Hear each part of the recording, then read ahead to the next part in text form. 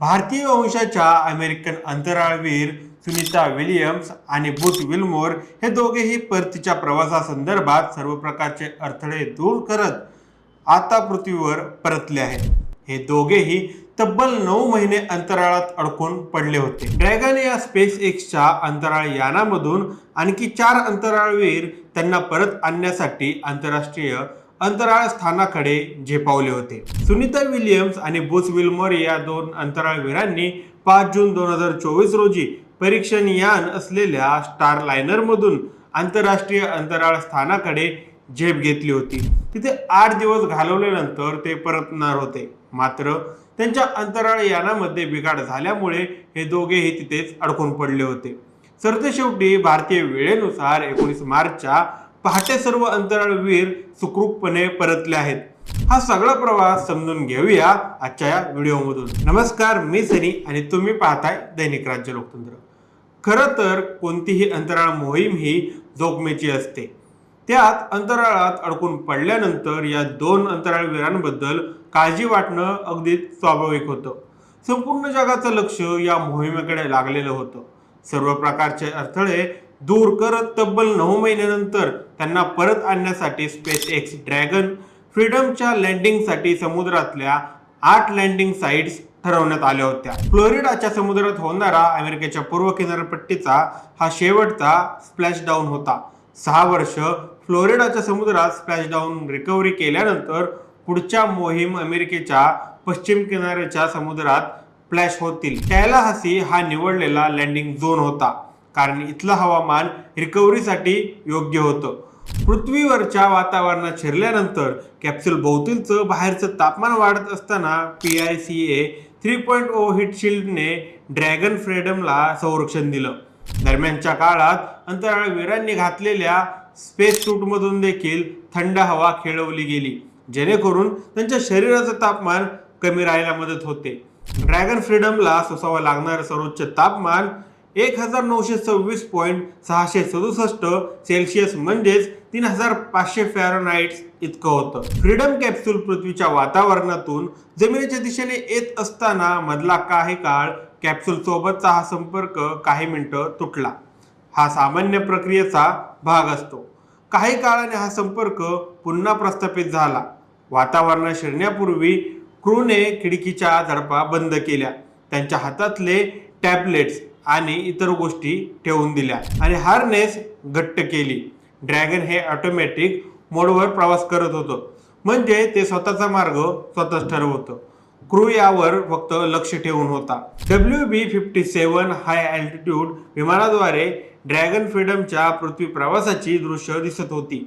Dragon freedom पृथ्वीच्या वातावरणात शिरल्यानंतर आपोआपच वेगवेगळ्या पॅराशूट्स उघडली.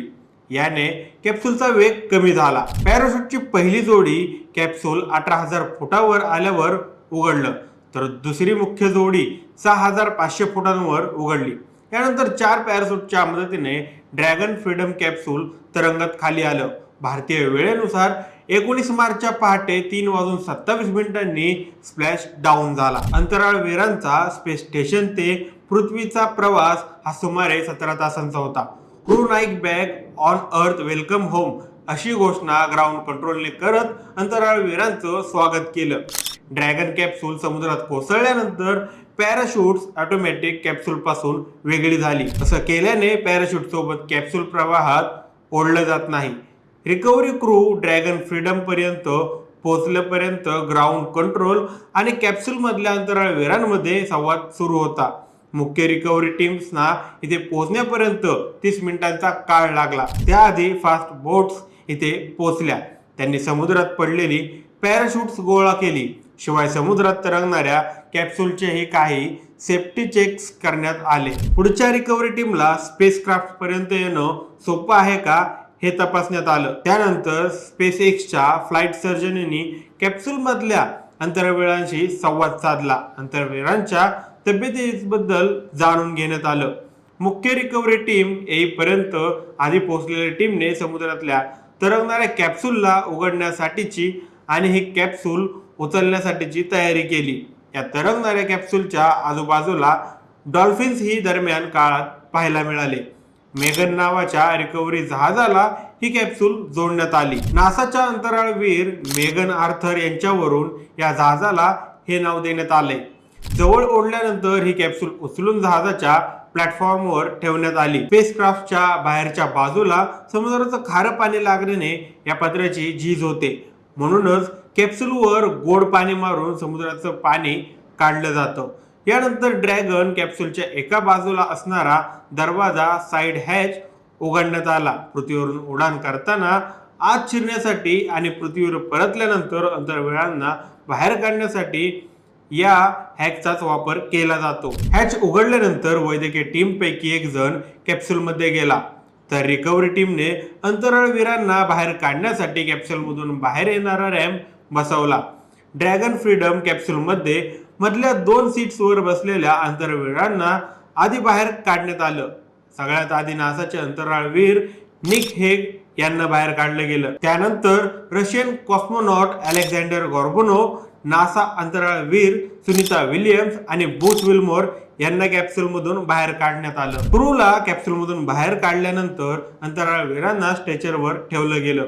हा नेहमीच्या प्रक्रियेचा भाग आहे. रिकव्हरी टीम्स मध्ये डॉक्टर्सचाही समावेश असतो. हे डॉक्टर पृथ्वीवर परतलेल्या अंतराळवीरांच्या तब्येतीची प्राथमिक तपासणी करतात.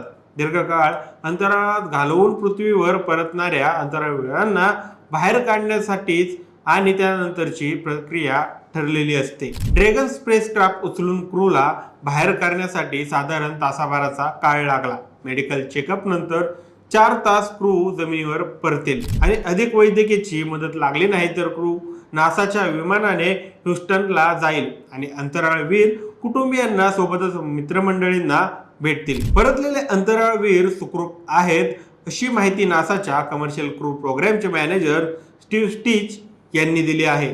ते म्हणाले की परतलेले सर्व अंतराळवीर ह्युस्टनला परतण्याआधी रिकव्हरी शिपमध्ये थोडा वेळ विश्रांतीमध्ये घालवतील.